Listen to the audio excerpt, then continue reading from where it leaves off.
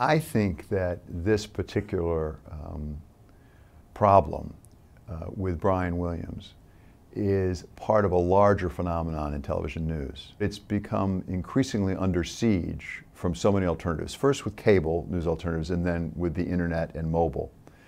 And that's put enormous pressure on these organizations. Unfortunately, in my view, the organizations have responded by taking their anchors and their reporters and making them the story far too often.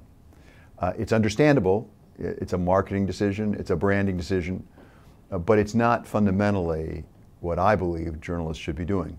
I spent years working with Peter Jennings, and Peter believed firmly, and we all embraced the notion that in the end, we're not the story. We're reporting the story. And as soon as the journalist becomes the story, you're in trouble. You have PR staffs and marketing staffs who are coaxing, who are urging, who are reinforcing any story that makes their reporter or their anchor appear larger than life. I don't know when we decided that reporters have to be war heroes. Reporters don't fight wars, they report on wars.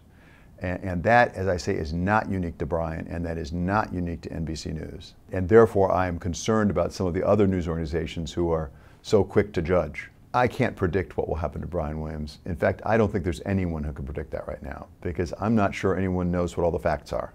The starting point is to find out what the facts are.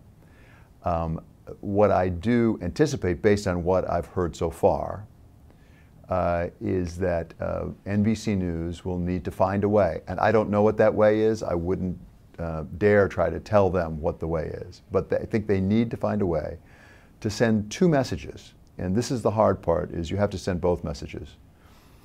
Provided Brian comes through this, and based on what I know right now, I would expect him to, you have to reinforce that you still believe in him, that you still value him, that you value all of his years of service and the wonderful journalism he's done through the years.